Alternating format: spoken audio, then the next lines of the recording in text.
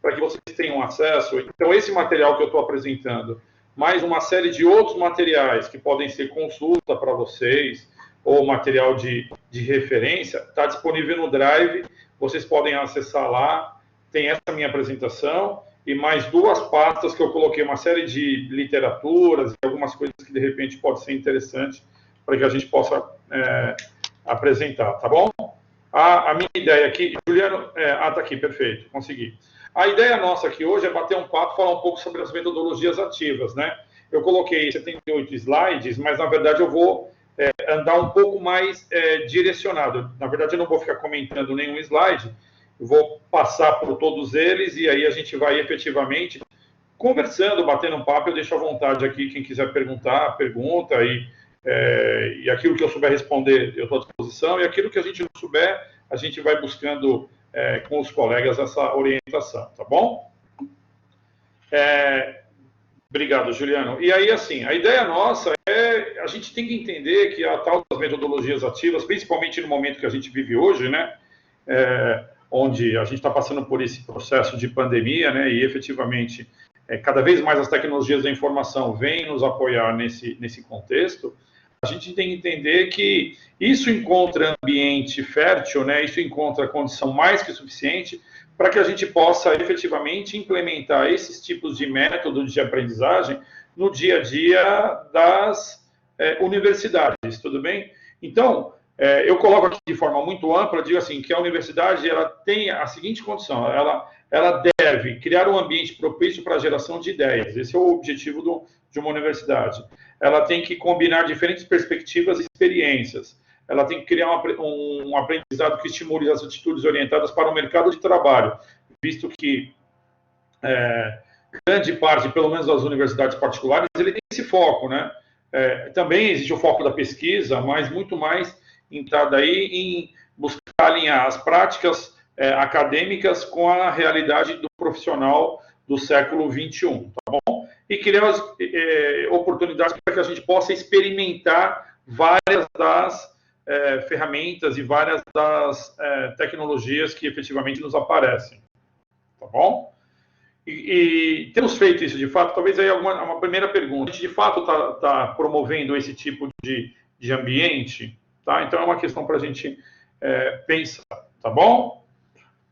Nossos alunos estão estimulados a desenvolver a criatividade, pensar e recriar a sua realidade por meio de sua experiência, daquilo que a gente passa dos colegas e dos professores.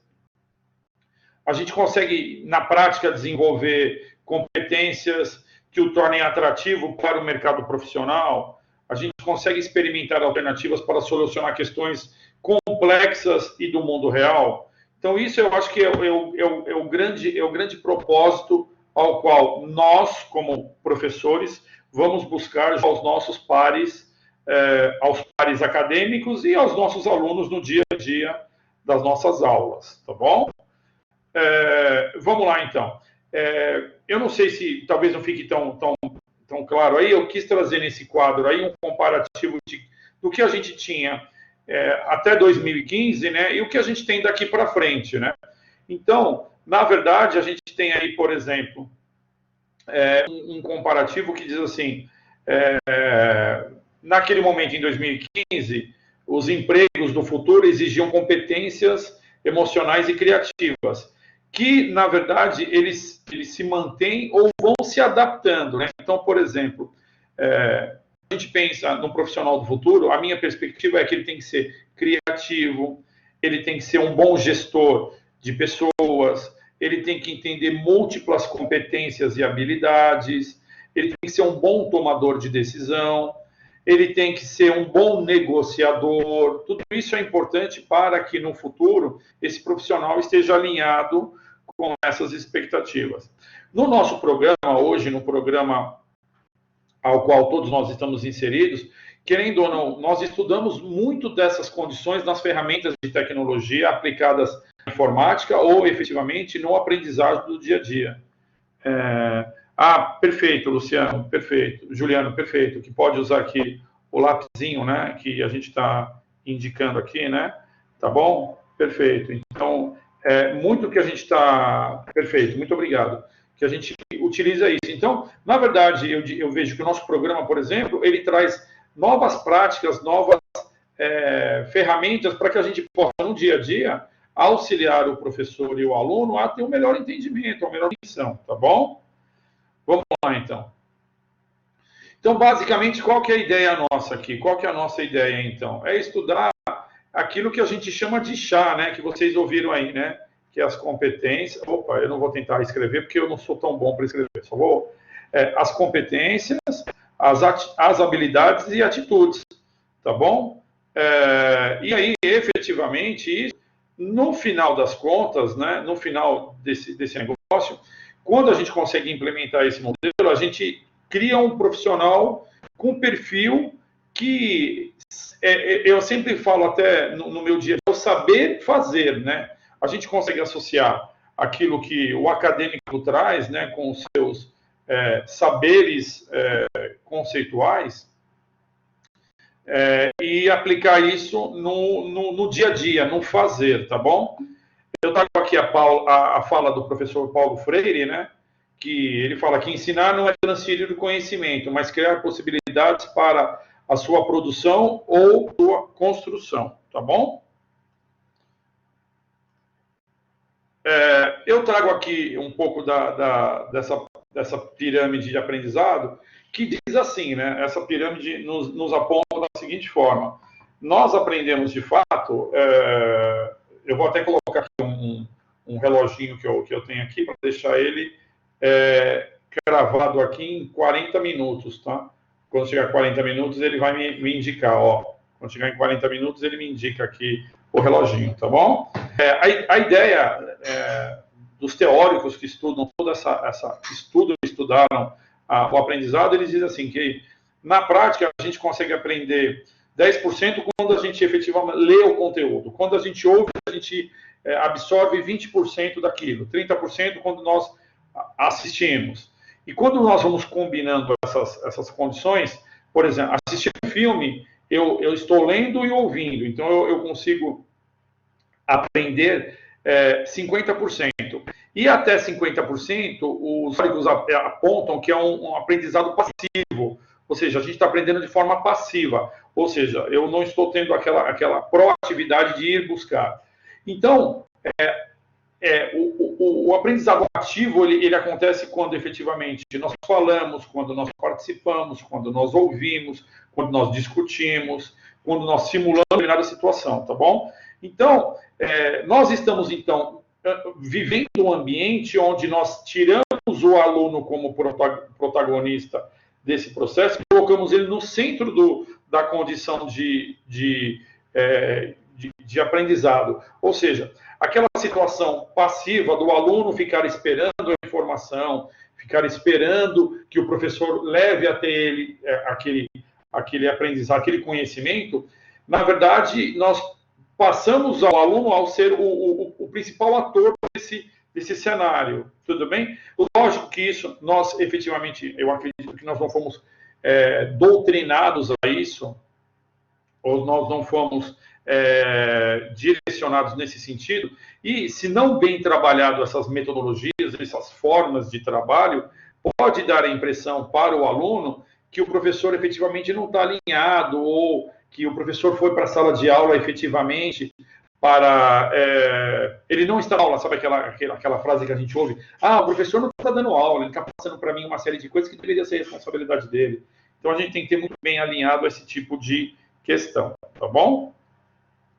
E aí eu venho trazendo um pouquinho da nossa fala aqui, perguntando assim, o que é uma metodologia de aprendizagem ativa? Então, dentro dessa perspectiva, a aprendizagem ativa, ela acontece quando o aluno interage com o assunto em estudo e é estimulado a construir conhecimento, ao invés de recebê-lo de forma passiva, sendo, portanto, um método de ensino focado efetivamente no aluno, tá bom? Onde a gente aplica isso, de fato, no aluno, ou seja, o aluno é o centro de todas as nossas atividades, tá bom? Pessoal, eu estou falando muito rápido, estou tudo bem, está todo mundo compreendendo? Posso seguir dessa forma? Tudo tranquilo? Tá bom.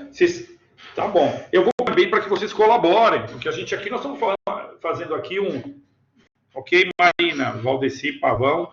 Então, nós estamos aqui todos entre amigos aqui e vamos colaborando uns com os outros aqui, tá bom? Se vocês tiverem qualquer contribuição, é isso, podem perguntar pelo chat, como o professor Juliano nos indicou, que nós vamos fazer aqui uma forma colaborativa, né? Já que nós estamos trabalhando com metodologias ativas, uma das questões lá é colaboração, tá bom? Vamos lá, então. Quando a gente diz isso, então, nós estamos falando nos métodos ativos, né? Então, trazemos o aluno ao centro da discussão. Vale colocar aqui quais são os aspectos que influenciam a autonomia com base nas metodologias. Então, por exemplo, a questão do engajamento, a questão da motivação, o desenvolvimento da sala de aula, o aprendizado na forma colaborativa, o estado psicológico daquele grupo social ao qual nós estamos nos dirigindo, a questão da formação, grupos múltiplos de várias áreas de formação. Então, combinar, por exemplo, pessoas múltiplas de formações distintas também tem uma característica de trazer visões totalmente diferentes, visões amplas daquilo que a gente está fazendo. Então, hoje, o que a gente percebe até de forma muito mais pontual é que, por exemplo, algumas empresas de software, por exemplo, elas trazem para os seus times de desenvolvimento, como exemplo, pessoas que efetivamente não são somente da área de computação, mas eu trago, por exemplo, pessoas da área de designer, pessoas da área até, de repente, da pedagogia para entender como efetivamente os grupos aprendem, como as pessoas aprendem a usar o software, como isso está composto. Então, tudo isso é uma forma de a gente trabalhar com múltiplas competências. Tudo bem? Tá bom? Então, deixa eu seguir um pouquinho mais adiante aqui.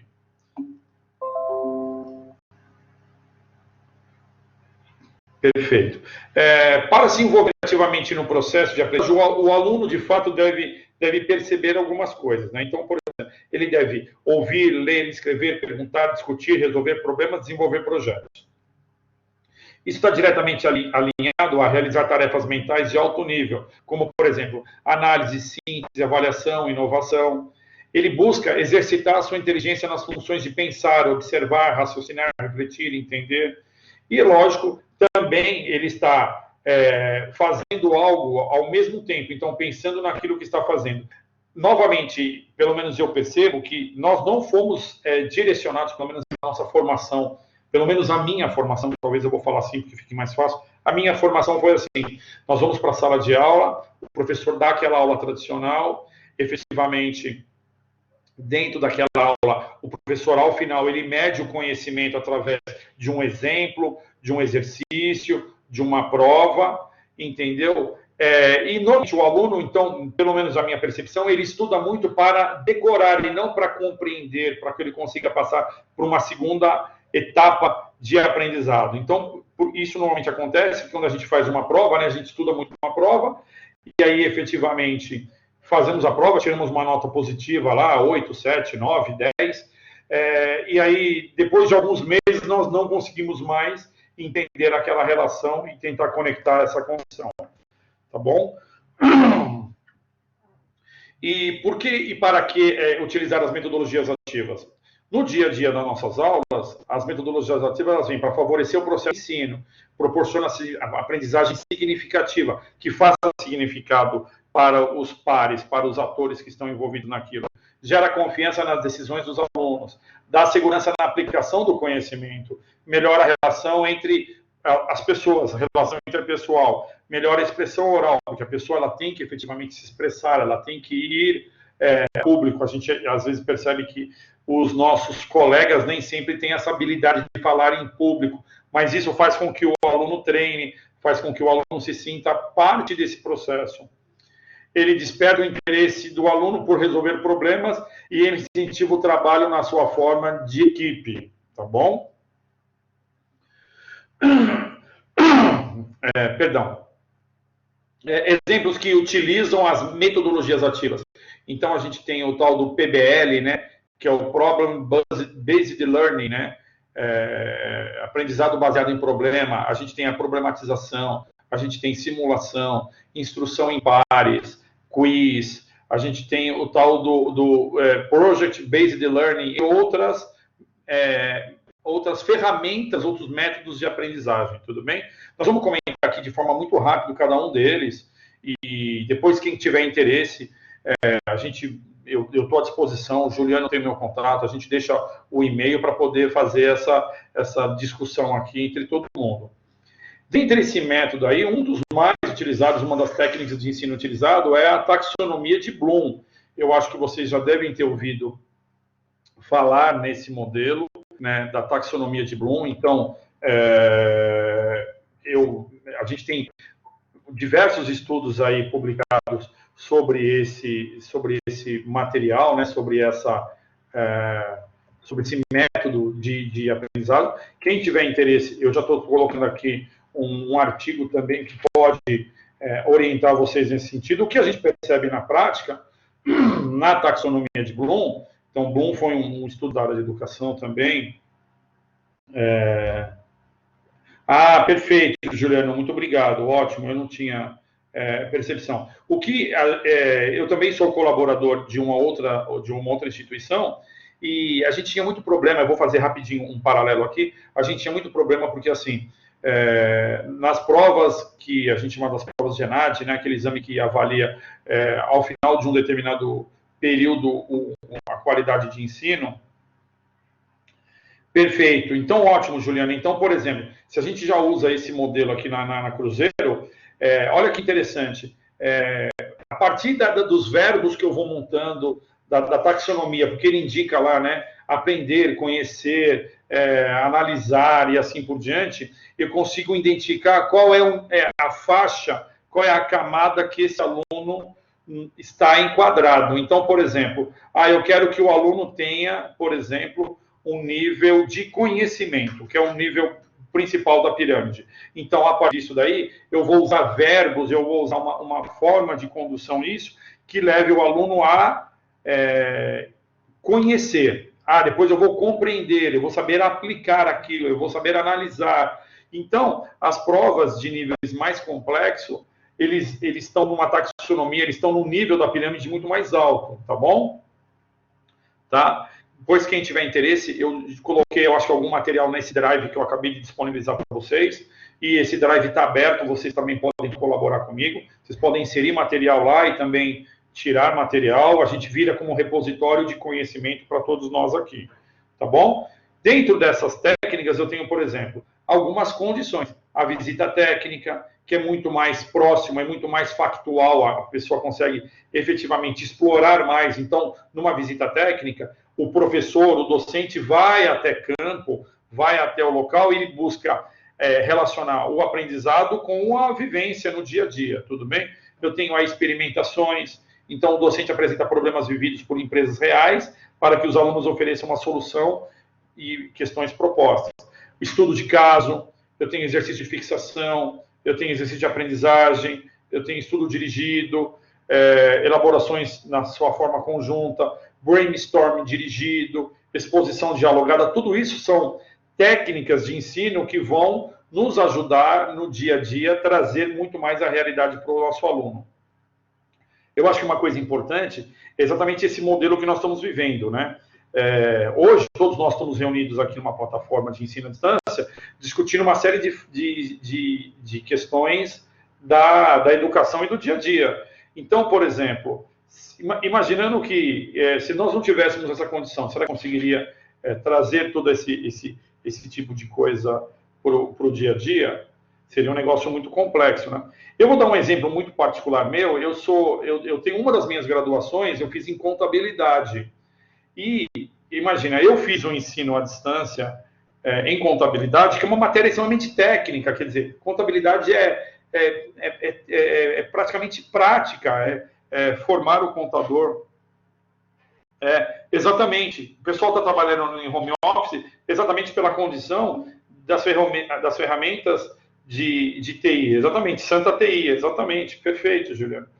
Então, você imagina, eu fiz um curso de contabilidade à distância. E aí você fala, puxa, Marcelo, mas como é que você vai fazer um curso de contabilidade à distância? E aí eu percebi, lógico, e eu fiz até na Unicid, que é uma das co-irmãs aqui da Cruzeiro, né? A Unicid é uma das co-irmãs da Cruzeiro do Sul, né? Hoje faz parte do guarda-chuva do Grupo Educacional Cruzeiro do Sul.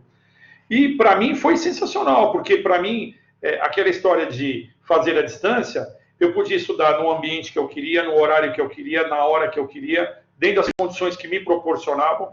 Eu tinha ganho de tempo, porque eu não ficava no trânsito para ir me locomover até a faculdade.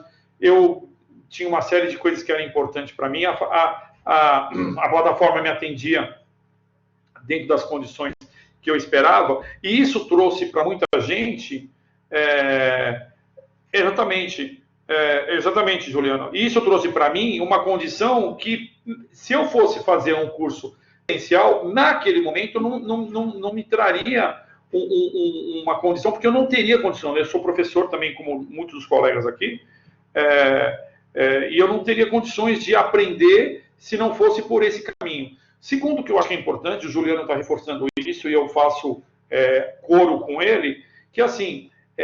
essa forma de aprendizado, essa forma de ensino, ela traz a oportunidade de levar a educação a lugares onde efetivamente a gente não teria condições, aos rincões do Brasil, onde as pessoas não teriam condições. Por exemplo, há 15 dias atrás, nós estávamos, acho que era com o Arthur, falando do Espírito Santo, não é? Acho que era o Arthur que estava no Espírito Santo, conversando com a gente. Eu acho que era o Arthur, se eu não me recordo, tá? Se não, Ellison, né? Desculpa, era o Ellison, né? Que estava há 15 dias atrás falando do Espírito Santo por uma plataforma de ensino à distância, apresentando o trabalho dele de projeto, coisa que a gente não teria em outro lugar. A gente não teria essa...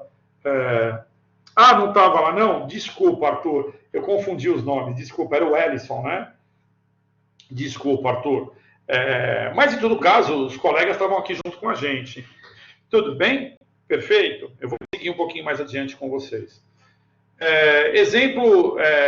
Eu vou dar um exemplo de sala de aula. Esse exemplo é meu mesmo. Eu uso exemplo em sala de aula, tá? Então, por exemplo, que eu chamo de segmentação, segmentar mercado. Eu leciono uma matéria ligada à segmentação de mercado, que é uma da área de marketing, né?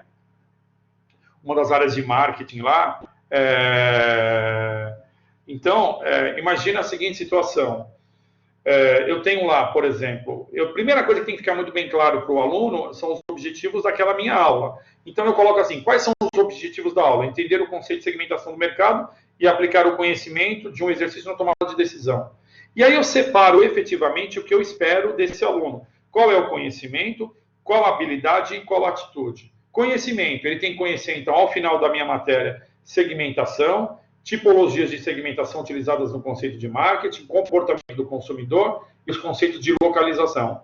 Quais são as atitudes que eu espero desse aluno? Aplicar questionamentos, aplicar dados secundários, desenvolver raciocínio lógico, tomar decisão e trabalhar em grupo. E quais são as atitudes dele? Persuasão e visão crítica. Então, ao final da aula, eu espero que o aluno tenha essas características. Ele tenha esse conhecimento, essa habilidade, essa atitude. Tá bom? Então, eu vou dar um exemplo aqui para vocês. A primeira coisa que eu faço, eu já vou pedir para que ele faça um questionário individual. Então, ele vai me preencher um questionário. E um questionário muito rápido, que vai dizer assim para ele o que é segmentação, de que forma como é utilizada. Inclusive, se vocês pegarem esse link, apontar para o QR Code, ele já indica para mim, efetivamente, um trabalho que o aluno já, de cara, ele já faz uma pesquisa, eu já faço uma pesquisa para mapear o conhecimento dele. Tudo bem? Então, tudo isso já foi previamente desenvolvido. Ou seja, eu já pensei na minha aula nesse contexto. Perfeito, que pode constar do plano de aula no momento que eu estou desenvolvendo com o meu conteúdo, né? Então, isso é assim, por exemplo, no meu planograma, né? Eu vou dizer assim, a aula deverá ser conduzida da seguinte forma. O aluno preencherá um instrumento para avaliar essa condição, essa habilidade, tudo bem? Valdeci, é exatamente isso que eu faço. É lógico que dá muito mais trabalho no primeiro momento a gente fazer isso. Mas depois que a gente faz isso, a aula se torna muito mais clara. A gente tem início, meio e fim muito bem claro da aula, tá bom?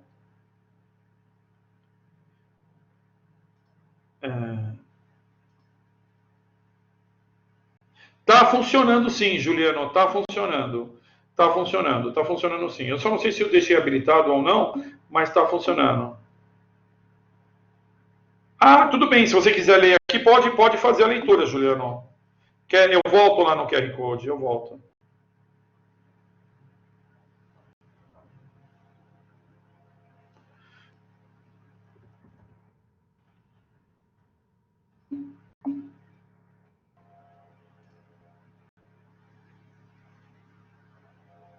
Perfeito, perfeito, Edeilson.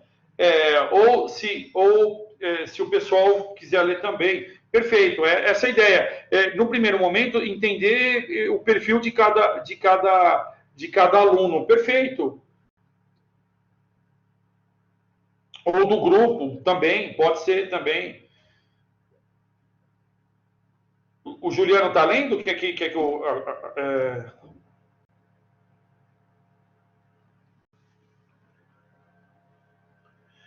Se você. Pode passar? Posso? Não, imagina, pode seguir. Perfeito. Tá bom. E aí, feito isso, então aí eu começo a falar para eles o que é segmentar mercado. Então, segmentar mercado é o processo de dividir o mercado em grupos de compradores potenciais que tenham necessidade, desejos, percepção de valores ou comportamento de compra semelhante. Ou seja, imagina, Juliano, o que é isso, pelo amor de Deus. E aí a gente vai discutindo dessa forma, tudo bem? Então, primeiro eu fiz uma atividade com eles logo no primeiro momento, e agora eu fiz com que eles pudessem entender o que é segmentação de mercado. E aí, eu já vou indo lá, eu digo assim, né? Mas como se faz segmentação? Então, o principal instrumento de embasamento do processo de segmentação de mercado é a pesquisa de mercado, seja com dados primários ou com dados secundários. Agora eu já vou começar a entrar efetivamente nos conceitos que eu quero apresentar para ele. E aí eu vou efetivamente usar. Então, aqui eu trago para ele aqui acho que esse aqui é um videozinho do YouTube. Então, percebe? Eu já estou trazendo exemplos de mercado. Por exemplo, o mercado da comida chinesa, o mercado da hamburgueria, o mercado da academia de ginástica. Então, eu já vou dizendo para ele que tem público em particular. Eu já vou direcionando a ele, dizendo que nem todo produto é para toda pessoa. Nem todo produto é direcionado para qualquer pessoa. Tudo bem? Então, eu já trago também aí uma forma de ele poder... Então, ele tem um videozinho muito rapidinho, de 10 minutos, que ele pode assistir. E aí eu falo assim, o que são dados secundários? Então, dados secundários são dados que podem ser dados oficiais ou não oficiais. Por exemplo, o IBGE, a Fundação SEAD, o Banco Central, o Bacen, as associações, jornais, revistas. E aí eu trago um link do SEAD, eu aponto o aluno para aquele local. Então, agora nós vamos começar a estratificar dados secundários, né? Vamos pegar dados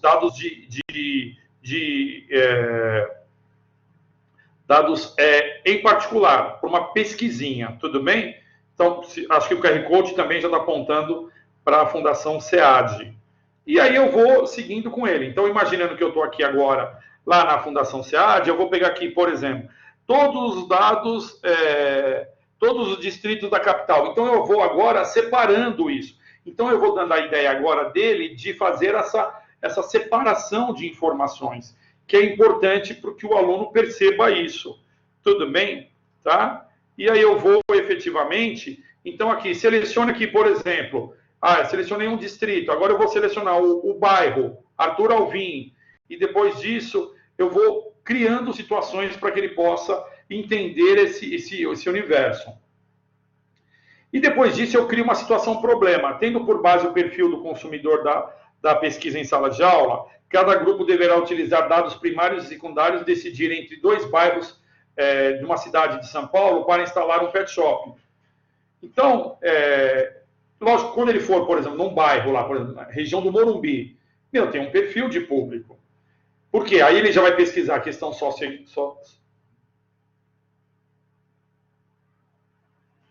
tá bom, perfeito.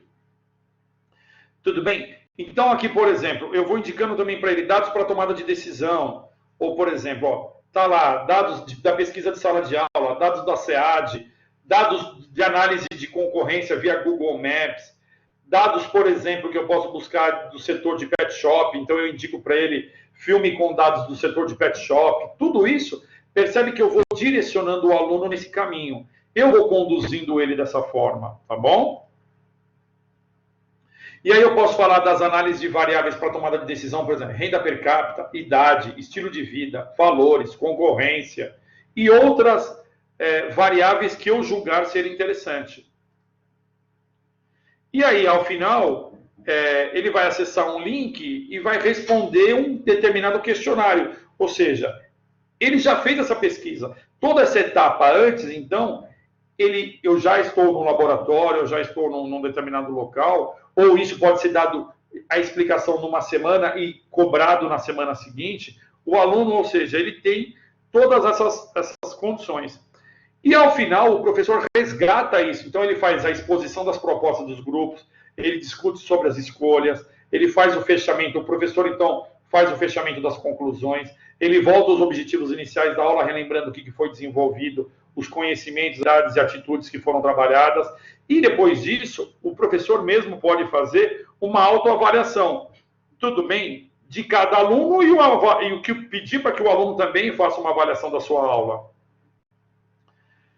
Aí eu vou comentar muito rapidinho agora sobre os vários métodos de aplicação, tudo bem? Que para nós não deve ser nenhuma novidade, ou muitos de vocês já viram isso, praticam, mas eu vou passar isso de forma muito pontual, tá bom? A PBL, que é um dos métodos, então esse método aí, basicamente ele enfatiza o aprendizado dirigido, centralizado no estudante.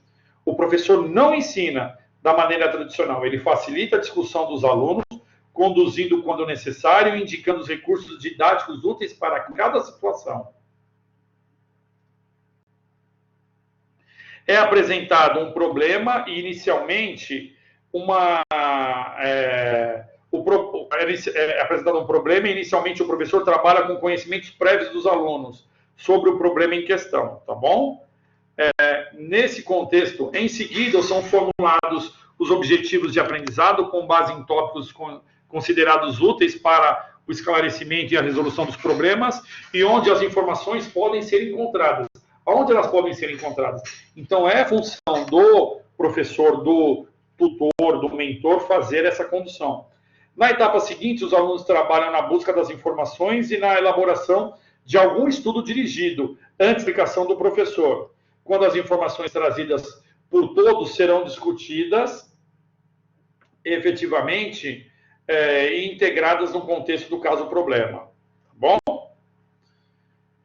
Algumas questões que são importantes nesse método. O problema é direcionado e motivado para o aprendizado. Os alunos podem trabalhar de forma independente ou de forma autodirigida. Tudo bem? Eles exercitam pensamento crítico e analítico. Os problemas precisam estar relacionados com a prática profissional do aluno. E os alunos aprendem a articular as ideias e expor os conceitos.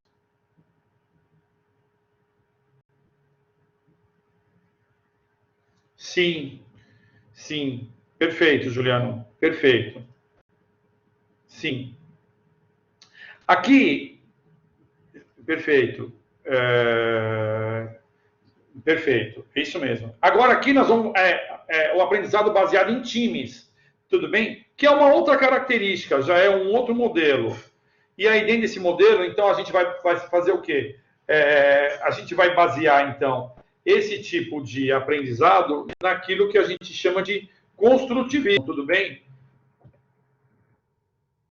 Legal? Tudo bem? Nas escolas construtivistas aí, que efetivamente os teóricos aí, vocês estudam muito disso no próprio programa, né? Então, os vários teóricos que estudaram as relações construtivistas e assim por diante, né? Piaget, os vários estudiosos nesse campo, né? Então, esse método é baseado nesse modelo, o modelo construtivista. Ele envolve a resolução de problemas, ele estimula o aluno a desenvolver, processar, discutir, aumentando a sua capacidade intelectual sobre determinado assunto.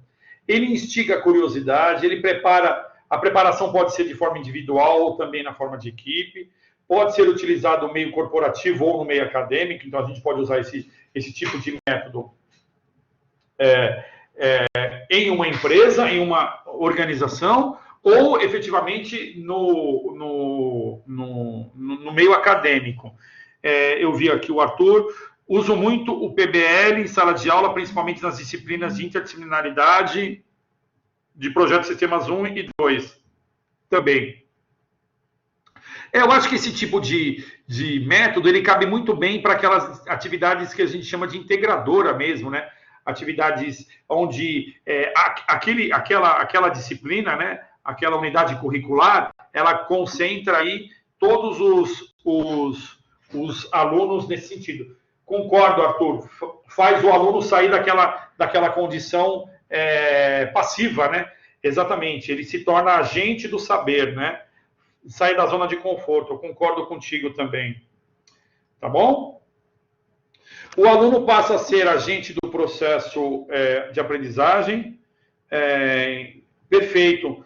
Perfeito, é isso mesmo. Porque ele acaba utilizando várias outras formas de aprendizagem, né? Ele se expõe, né? Eu acho que isso é importantíssimo, não é?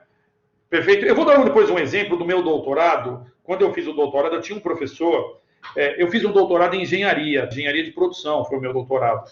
E no meu doutorado, a gente tinha uma matéria, tal qual vocês têm, que é a tal. Isso, perfeito, Juliano. Perfeito, isso, exatamente isso. Eu tive no meu doutorado, por exemplo, uma condição muito bacana, que era na matéria de metodologia de pesquisa. Normalmente a gente vai na metodologia de pesquisa, aquela condição, sabe, de vamos escrever, vamos usar o método XYZ, para esse tipo de pesquisa melhor esse método, para aquele outro tipo de pesquisa melhor aquele outro método. E eu tive um professor, esse cara era da área de física, ele chamava professor Coutinho. E foi muito legal a matéria dele, eu achei muito bacana, porque ele trouxe uma experiência para nós, assim. Ele falou, gente, vamos fazer o seguinte, vocês vão ser pesquisadores, certo? Certo, bacana. Então nós vamos fazer assim, nós vamos entrar no site da FAPESP, que é um órgão de fomento para amparo de pesquisa, e nós vamos ver os projetos que estão abertos para submissão de trabalho. Então o nosso trabalho nessa atividade vai ser com que nós vamos lá buscar projetos de fomento e nós vamos escrever um projeto de pesquisa e vamos submeter para a FAPESP, para saber efetivamente se a gente consegue bolsa ou não bolsa e assim por diante. Quer dizer, nós fizemos um projeto na prática, então. Conseguimos, então, fazer um projeto na prática. Tá? Então, nós fizemos o projeto tal qual no modelo de uma organização de amparo à pesquisa. Quer dizer, demorou pelo menos umas 5 semanas que nós tivemos que buscar informação, nós tivemos que fazer uma série de coisas. Isso nós fizemos em times. Separamos os times em 5 grandes grupos, nós tínhamos lá alunos de doutorado e de mestrado, e separamos os times e fizemos essa pesquisa e submetemos o projeto para a FAPESP. E dos 5 projetos, 2 tiveram aprovação. Olha que foi bacana, entendeu? Então isso é um projeto bacana, uma coisa que você traz à prática o dia a dia, envolve todo mundo, tá bom? Sem querer, o professor trabalhou na aprendizado em time. Legal? Tá bom? Tá? Vamos lá. Qual que é a proposta do TBL? O conteúdo a ser abordado em sala de aula deverá ser compartilhado entre todos os alunos. Deverá haver uma leitura prévia dos conteúdos. E isso deve ser enviado de forma antecipada e é condição necessária para que a aula se torne uma discussão, porque senão o professor vai querer discutir sobre um assunto que o aluno não vai ter condição de colaborar. O que será feito na sala de aula, que a gente chama sala de aula do futuro, uma sala de aula moderna, né? Será um debate de leitura das pesquisas feitas pelos alunos. O material de apoio inédito pode ser disponibilizado aos alunos pelo professor para fomentar a discussão, então ele traz naquele momento um outro material. Tudo bem? A preparação, portanto, esse tipo de coisa tem a seguinte configuração: deve haver uma preparação prévia do aluno, deve ter uma preparação planejada do professor, deve haver debate sobre o conteúdo recebido e lido com antecedência. Um desafio deverá ser proposto aos alunos, tendo como base o assunto da aula, a apresentação das soluções de todas as equipes, abrindo comentários para vários times, e o professor fecha a aula buscando um consenso para esse debate.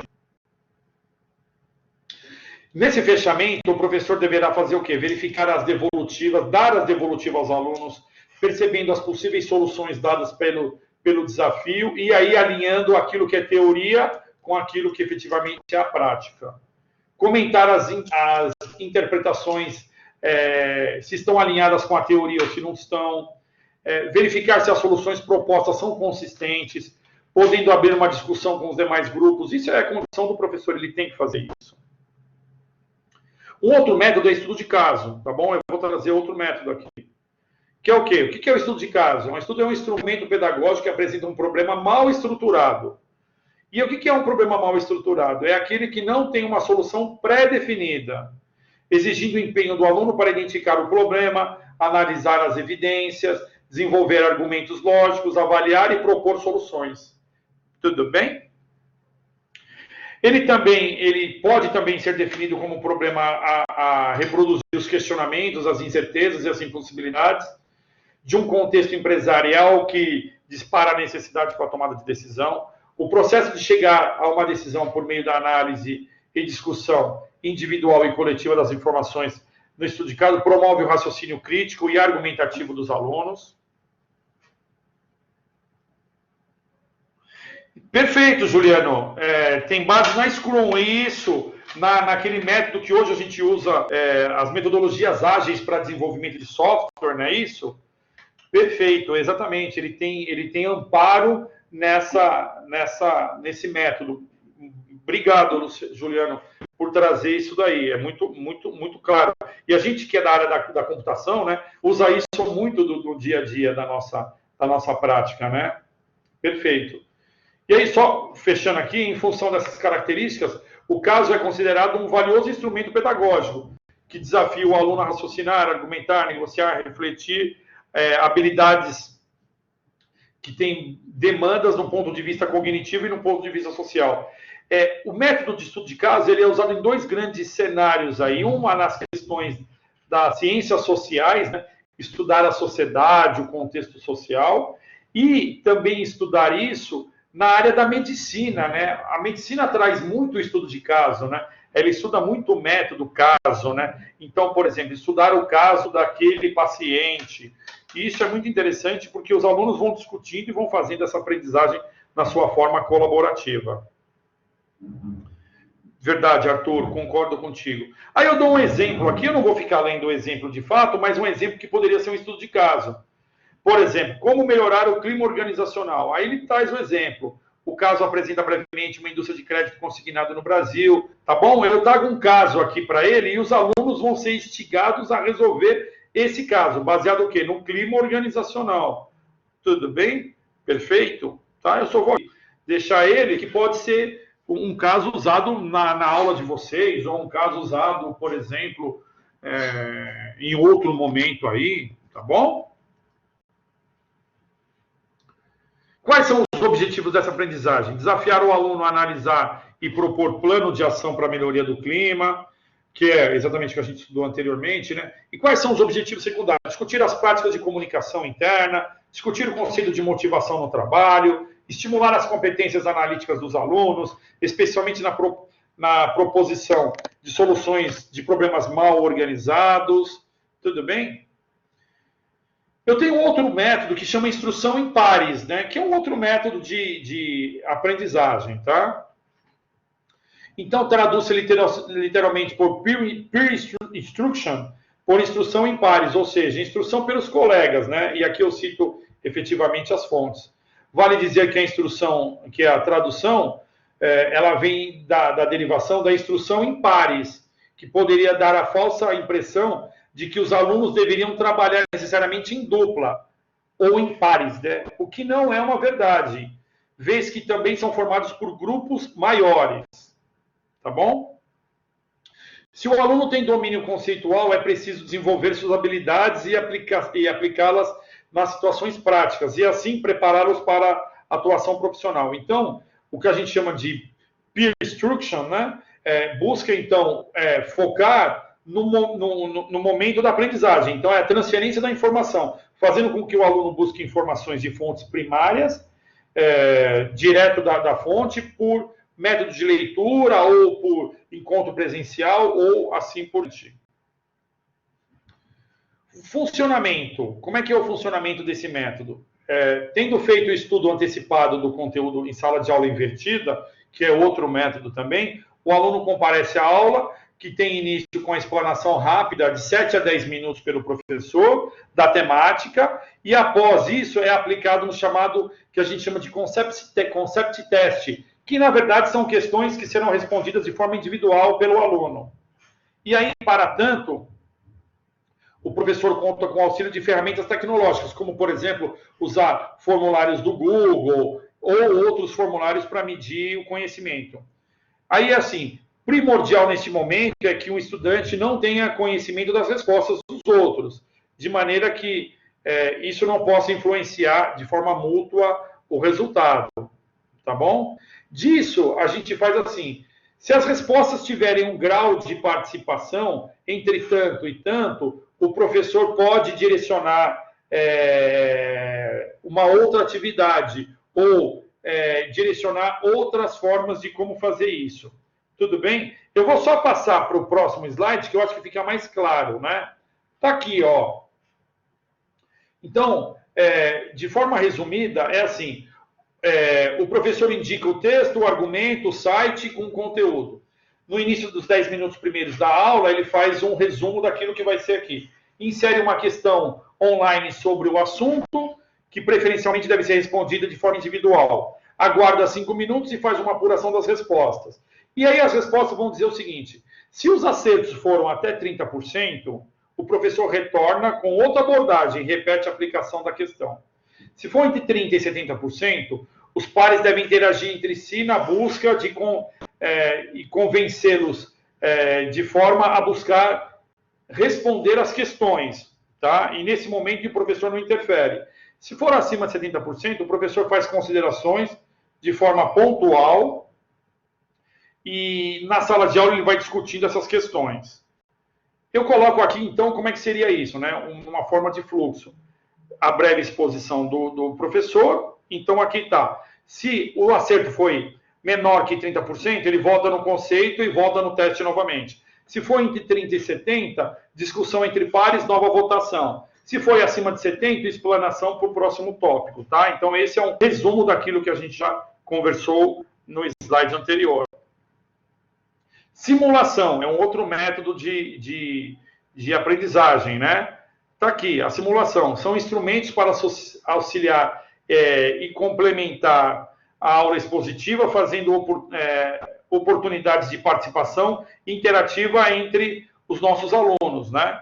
Também ele serve também como suporte para aquele concept test que a gente acabou de ver agora. É uma técnica que objetiva manipular os modelos representativos e simplificados da realidade complexa e das suas dependências, visando obter resultados que seriam inviáveis de serem obtidos no ambiente real, tá bom? Eu vou dar até um exemplo aqui de simulação, né? É um método de capacitação gerencial que os participantes competem entre si através de empresas simuladas, tornando decisões que, processadas por um simulador, geram relatórios gerenciais para um novo ciclo de análise e tomada de decisão. Eu uso muito esse exemplo mesmo. Como eu dou aula na contabilidade, por exemplo, eu dou o exemplo usar as ferramentas do mercado financeiro. Então, eu peço para que cada aluno entre num simulador de mercado financeiro, ele vai ganhar um dinheiro virtual e a cada semana nós vamos trabalhando com os alunos sobre a ótica de se ele fez investimento certo ou se ele não fez investimento certo. Esse investimento certo ou não, ele é baseado aí na pesquisa que ele vai fazer. Então, por exemplo, eu vou investir 30 mil reais do meu dinheiro naquela empresa, na empresa, por exemplo, Natura.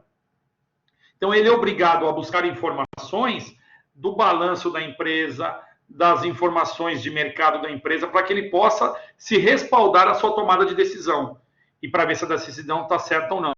Então, aqui, esse simulador, por exemplo, é um simulador da Folha de São Paulo com a B3. A B3 é a Bolsa de Mercadorias e Futuros, que é a tal da Bovespa, tá? Então, oferece ao aluno uma oportunidade de simular na prática aquilo que ele poderia só ouvir o professor falar. Tá?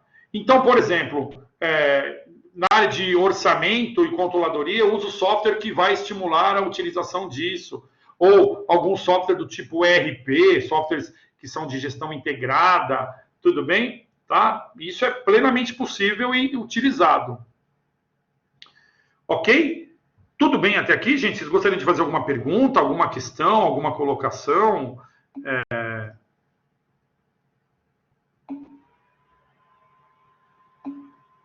Tudo ok, perfeito. Posso continuar? Posso dar sequência? A gente tem mais alguns slides aí. Tá bom. Obrigado, muito obrigado. Vamos lá, então. Problematização, que é um outro modelo aí, né? Na problematização, a gente trabalha aí com as propostas por Charles Mangarese, né? Dominada a método de arco. Inclusive, eu tive a felicidade, junto com o professor Juliano, que teve uma das bancas que a gente acabou participando, que era o arco de Mangarese, né, Juliano? Você lembra? Que era até um estudo que eu não me lembro, a candidata fazia exatamente usando esse método da aplicação, então tinha esse método, e eu achei até interessante trazer isso, né, para a nossa discussão. É aplicada e explicada pela primeira vez num livro no Brasil. Foi a Vilma, perfeito, é isso mesmo, ela trouxe essa aplicação para o estudo dela, né? No Brasil foi estudado em 77 pelos autores Bordenave e Pereira, tá? No seu livro Estratégia de Ensino e Aprendizagem, e por Paulo Freire na Educação Bancária e Educação Liberadora, que ele fala um pouco da problematização. Muitos de vocês estudaram, sabem que o professor Paulo Freire ele foi ele foi advogado na sua formação, né? E um estudioso dos métodos de aprendizagem, né? Quer dizer, é um profissional de uma outra área que acabou se enveredando pela educação e aí efetivamente trouxe as contribuições dele para o ensino e para a aprendizagem. Aqui é uma fundamentação teórica, eu cito então Freire nessa fundamentação, eu não vou ficar lendo efetivamente, mas ele traz aí os conceitos aí que exige posição curiosa do sujeito frente ao mundo, requer uma ação transformadora, existe busca constante pela informação, implica no processo de se reinventar. Tudo isso é aquilo que Freire nos trouxe quanto à fundamentação para a problematização, tá bom? E aqui está o tal do método do arco, né? Então, o alvo é sempre a realidade e as possibilidades de transformá-las em questões do problema buscando solução. Então, eu tenho no plano mais no plano inicial a realidade, né? Então, eu observo a realidade, então eu tenho a observação da realidade com o seu problema e a aplicação da realidade, que seria a prática. E a teorização, ou seja, o método de teorização, ele vai fechar ele vai fazer o link entre a observação, tá? Que é o problema, e a prática nesse sentido. Então, isso passa pelo ponto-chave, que é a observação, a discussão, as várias etapas. Eu busco soluções teóricas para isso, crio hipóteses daquela solução e as hipóteses vão ser aplicadas numa realidade prática desse conceito. Tá bom? E aí eu trago as etapas, né? Então eu não discuto aqui as etapas, né? Eu não falo lá, mas a etapa, observação da realidade concreta, que efetivamente, eu só vou voltar aqui, então eu vou pegando cada uma dessas etapas. Não sei se vocês percebem, vou até pegar o lápis aqui, ó. Então eu vou pegar aqui, ó. Aqui, observação, depois, observação do ponto-chave, teorização, hipótese, aplicação, tá bom? Então, aqui eu venho discutindo, por exemplo, observação da realidade, identificar o recorte da realidade, eleger a forma de observação. Eu venho colocando os pontos que são importantes. Tudo bem? Registrar as observações, eleger o estudo, redigir o problema, justificar a escolha desse problema. Depois, determinar pontos-chave. Percebe que eu estou voltando àquela imagem e discutindo agora ponto a ponto do que eu deveria fazer. Então, aqui, identifica os fatores associados ao problema. Identifica os possíveis determinantes. Eu vou redigir a reflexão. Analisar as reflexões. Depois, Teorização, eleger a forma de estudar o ponto-chave, preparar instrumento de coleta de informação, testar o instrumento, tratar as informações, tudo isso faz parte daquele momento, tá bom? Depois, hipótese da solução, elaborar a hipótese da solução, tá? Abranger diferentes instâncias quanto ao nível de ação, usar a criatividade para encontrar novas ações, tá? Analisar a aplicabilidade das hipóteses, planejar a execução das ações, tudo isso são etapas efetivamente feitas no nosso estudo. Tudo bem? E aí eu tenho o quiz também, que é uma outra ferramenta que é usada, né? O quiz seria aquela... é meio que quase que gamificar, né, a aula, fazer aquela gamificação. Consiste num jogo de questionário, Kahoot, sei lá, várias ferramentas, Socrative, perfeito. Eu até coloco naquele drive que eu compartilhei com os colegas, Juliano, aquele drive que eu compartilhei com os colegas, uma série de ferramentas lá, entendeu? Eu até coloco lá uma série de ferramentas que poderão ajudar os colegas numa possível pesquisa. De repente, o colega está fazendo uma pesquisa dentro desse material. Tem muito... Eu coloquei algumas literaturas lá que podem ser usadas lá, e eu espero que possa ajudar também nesse sentido, tá bom? Tá?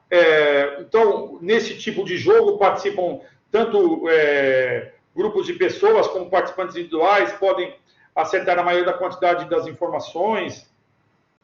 Está aqui. E aí eu dou um exemplo, né? Metodologia baseada em jogos, quiz, simulação. Então, qual que é o objetivo? Desenvolver a competência dos alunos a partir do fazer, ter atitudes de implementação. Então, eu dou alguns exemplos lá e também já indico para ele alguns links de vídeos que ele poderá assistir também, tá bom? Tá? Já alguns modelinhos aí. E aí, qual que é o exemplo? Então, disponibilizar uma leitura prévia para incentivar a leitura dos alunos que serão levados a responder um quiz, ou seja, perguntas de múltipla escolha, serão apresentadas via portal ou utilizando algum software. Disponibilizar o quiz, focalizando principalmente em questões de conceito a serem trabalhados. Testar a reação dos alunos ao quiz e a adesão à leitura prévia e fazer a simulação. Esse aqui é um exemplo claro de simulação, né? Então, é um aplicativo matemático, né, onde eu posso, por exemplo, a partir de uma equação lá de segundo grau, né, y igual a x mais quadrado, ax ao quadrado mais bx mais c.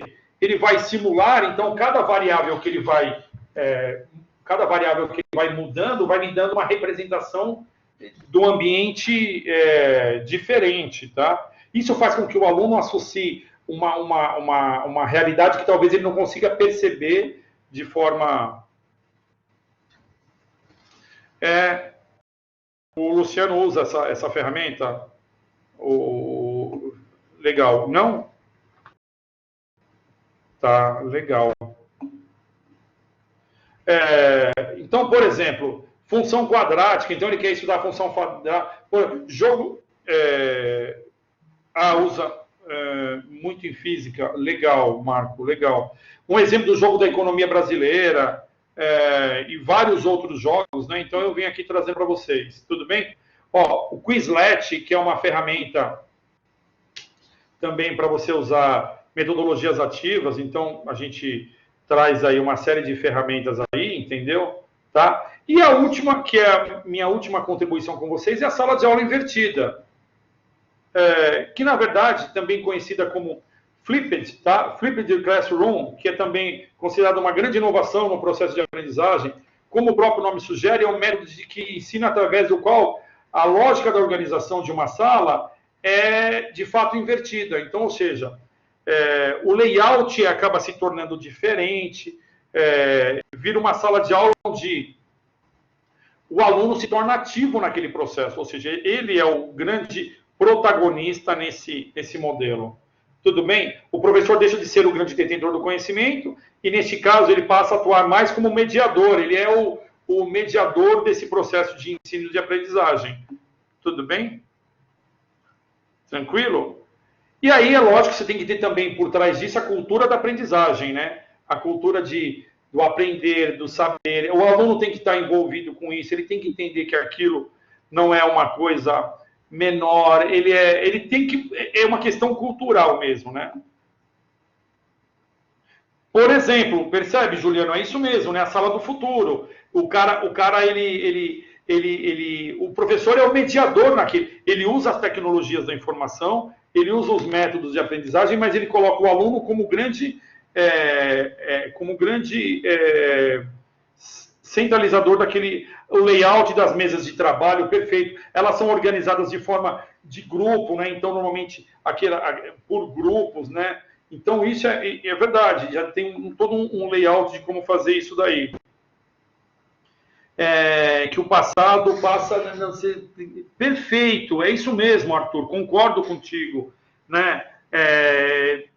O grande problema é saber como estimular esse aluno, né? Como estimular esse aluno, como fazer ele. Então, as aulas elas tendem a ser dinâmicas e deveriam ser... eu concordo, verdade, de tal forma que o aluno se sinta não só o agente passivo desse processo, mas ele é parte desse mecanismo de aprendizagem. Tá bom? No eu trago alguns vídeos aqui também do YouTube, quem quiser acessar está à disposição, porque trabalhamos em pontos adiantados, como, por exemplo, prático de alguns conceitos como balística em física. Exatamente. Quando você consegue trazer o aluno para essa realidade, ele consegue, ele sai dali com ganho, porque ele observa a natureza, ele observa as ciências, por exemplo, não só daquela forma metódica, né? Ele entende aquilo como uma forma prática, ele consegue associar, por exemplo, questões do dia a dia da nossa natureza em sala de aula e fora da sala de aula, entendeu? Eu concordo contigo, Arthur. E finalizando aqui, eu trago aqui a avaliação de aprendizagem. Então, por exemplo, a avaliação diagnóstica, conhecimento e habilidades, ele traz, então, por exemplo, nesse modelo, quiz, jogos com focos na compreensão dos conceitos, avaliação somativa, ele vai trabalhar o conceito e a habilidade, então, quiz, jogos para transposição do conceito na prática, avaliação formativa, que é a atitude de questionários com foco nas atividades individuais. Então, aqui eu consigo, dentro disso, trabalhar conhecimento, atitudes e atitudes. Tá? Eu trago um pouco da minha referência usada nessa apresentação. Na verdade, foi uma apresentação que o professor Juliano me comentou e eu, de forma muito colaborativa, busquei trazer para vocês aqui um pouco daquilo que na prática a gente traz. Eu sou amigo do Juliano e tenho o privilégio de poder ser aluno do pós-doutorado dele. Conheço o Juliano há pelo menos no mínimo uma década, né? 20 anos, a gente já se conhece há 20 anos. O Juliano é meu amigo. Então, escolher o Juliano como meu orientador de pós-doc não foi nada particular, é um prestígio, um privilégio poder ter ele comigo nessa jornada aqui. Queria agradecer aos colegas, é uma pena não poder ouvi-los, mas eu participei aqui com vocês, e queria dizer que eu estou à disposição de vocês para qualquer questão e para qualquer questionamento aqui que a gente puder fazer dessa forma. Tá bom? Volto a palavra ao Juliano, e da minha parte fica o sentimento de gratidão e sentimento de prestígio poder estar com vocês. Bom, agradeço a palestra, viu, Marcelo? Um excelente conteúdo aí que você preparou para a gente. Vou colocar aqui no chat. Tá? Vou falar aqui no chat que o Marcelo não está me ouvindo, pessoal. Está com alguma questão aí técnica que o Marcelo não está conseguindo me ouvir. Né? Mas agradeço imensamente, viu, pela apresentação, pelo excelente conteúdo da apresentação, viu, Marcelo? Esse link, pessoal, esse link aí é muito bacana, esse link aí. Se vocês puderem acessar depois, tá? Eu não sei se eu conseguiria até compartilhar, para mostrar aqui um pouquinho a tela, de todo esse material aqui que o Marcelo está trazendo para a gente, né? Deixa eu ver se eu consigo compartilhar um pouquinho. Aí talvez o Marcelo comentar alguma coisa sobre esse material. Tá ok? Vou até falar para o Marcelo aqui. Vou compartilhar o Drive aqui. Aí você pode comentar. Perfeito, Juliano. Ó, então eu posso dar uma compartilhada aqui, pessoal, na tela do Drive, só para vocês verem aqui um recorte do que o Marcelo trouxe aqui para a gente. Vocês estão conseguindo visualizar, pessoal, a tela? Sim?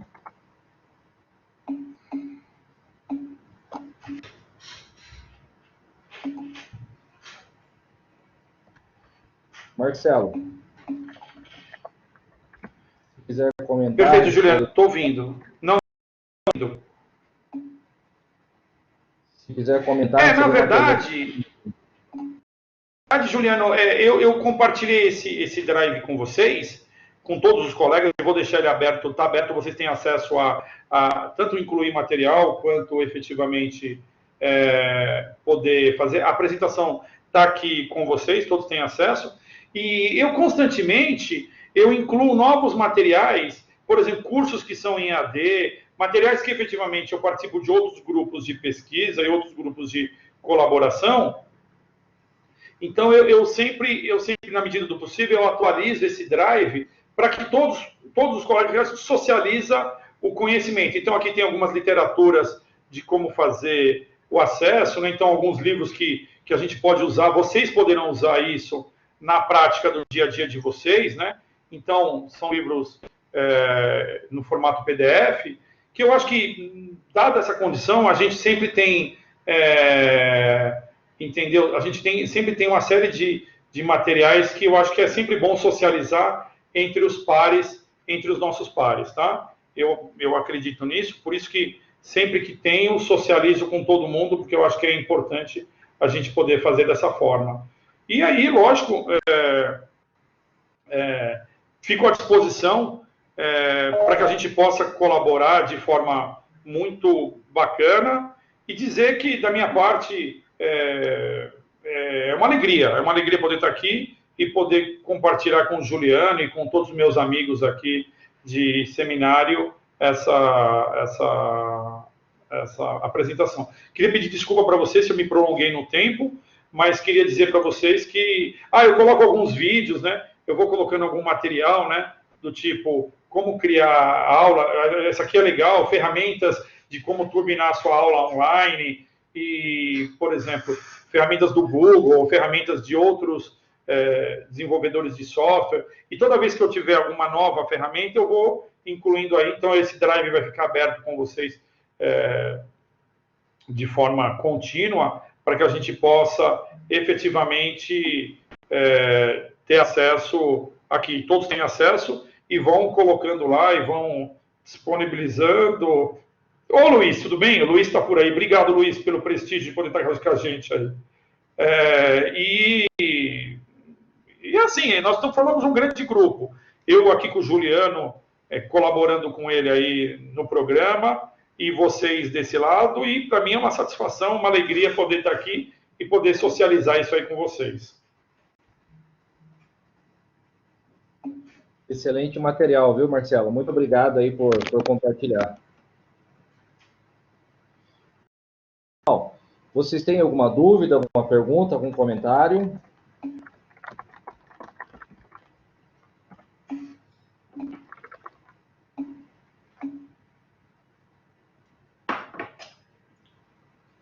Geraldo ali, fez uma conta. Marcelo? Geraldo, na verdade, eu acho que é o seguinte, Geraldo, a minha percepção, tá? Eu fui fazer pedagogia também, eu me formei em pedagogia também há um certo tempo atrás, aí, há 1 ano e meio, 2 anos eu terminei pedagogia. O que eu percebo é o seguinte, Geraldo, eu acho que uma não exclui a outra. Eu acho que as duas se complementam. Então, por exemplo, o pedagogo que tinha aquelas práticas que, na verdade, a gente já até via isso no passado, né? Os professores de ensino fundamental, médio, das séries iniciais já aplicavam isso. Eu vejo que uma não exclui a outra. O que a gente tem hoje é um público mais antenado, um público mais focado em novas tecnologias, e o professor, ao chegar, ele, na verdade, ele se soma a esse tipo de coisa. Então, o que eu vejo aqui é, você acha que os modelos pedagógicos de hoje estão aquém da necessidade? Eu acho que não. Eu acho que eles se somam, viu, Geraldo? A minha leitura é que eles se complementam. Nós temos muitas das tecnologias do passado que seriam extremamente importantes e, na prática, ela vem a se somar. Eu só vou dar um exemplo rapidinho para você. Eu tenho um colega que dá aula de estatística numa outra universidade, né? E ele vai falar, por exemplo, lá, quando ele vai falar de estatística, ele vai falar de análise gráfica, eixo X e Y, né? Dentro dessa sala tem um aluno, e eu fui assistir essa aula, eu achei muito bacana e até muito emocionante. Esse colega da estatística, esse meu colega da estatística, ele tinha que ensinar aos alunos os eixos, né? As coordenadas, né? Eixo X, eixo Y, assim. Então, olha o que ele fez para tentar ensinar o aluno que não enxergava. Ele tinha um aluno na sala que ele tinha baixa visão, ele tinha só 5% de visão. Então, ele fez um tipo de uma régua, onde o aluno, passando a mão pelaquela régua, ele sentiria aquele negócio, né? Uma régua num formato de L. Então, ele dizia assim, então ele colocou vários preguinhos, onde ele ia montando as posições, por exemplo, coordenadas x, y. Então, o aluno foi percebendo, isso é uma prática, assim, ninguém pensou nisso, mas ele pensou que seria uma forma de colaborar com o aluno. Do mesmo jeito que ele fez isso via uma régua, a gente poderia fazer isso via um software, mostrando isso projetado no computador, através de um software, entendeu? Tá? Mas essa é a minha leitura, a minha percepção. Não sei se eu respondi a sua pergunta também, viu, Geraldo? Pessoal, mais alguma pergunta? Mais algum comentário? Sim, GeoGebra, perfeito, que também é usado lá muito para as questões de matemática, de ensino de geometria, perfeito. É isso mesmo. Tá ok, pessoal, tá ok. Mais alguma dúvida, pessoal? Mais algum comentário? Senão a gente já vai fazendo o encerramento aqui da oficina, da palestra. Mais alguma pergunta? Tranquilo?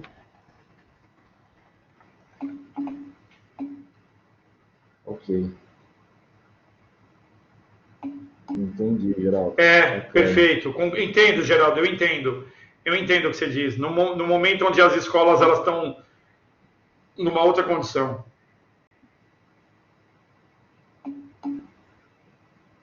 Sim, concordo contigo. É verdade. Nós temos esse outro modelo. Concordo, Geraldo. Eu acho que entendi a sua pergunta agora. Ficou mais claro para mim. Certamente, Geraldo. Hoje em dia a gente tem essa questão de aprendizagem. Obrigado pela sua presença. Aprendizagem colaborativa, é verdade. Mas tá ok, pessoal. Eu acredito que vários de vocês têm aula agora às 15 horas, não é? Nós temos aqui presentes aqui muitos alunos do mestrado, né, e do doutorado, e vocês têm aula agora às 15 horas, né, das outras disciplinas aí do curso de vocês. Perfeitamente, né, 80% do conhecimento pós-aula é gerado em redes, com certeza. Muito bom. Mas tá ok, pessoal, então a gente agradece, nós agradecemos aí a presença de todos. Vou colocando aqui no chat, pessoal, porque o Marcelo ele não está me ouvindo. Então, nós agradecemos aqui a presença de todos. Ok, pessoal? Acho que foi bem rico hoje. Além dos alunos que geralmente participam do seminário, a gente teve várias pessoas de colaborar, vieram participar, né? E outra questão importante, que tem muita gente de fora, né? Por exemplo, o Geraldo aí, né? O Geraldo está em Minas, né, Geraldo? Está em Minas e tendo seminários aí, mesmo tendo já cumprido, né, o requisito aí da matéria de seminários, né, Geraldo? Você vem participando aqui, vem atuando aí nos últimos seminários, graças aí à utilização da ferramenta remota, né? Graças ao uso do Collaborate, né?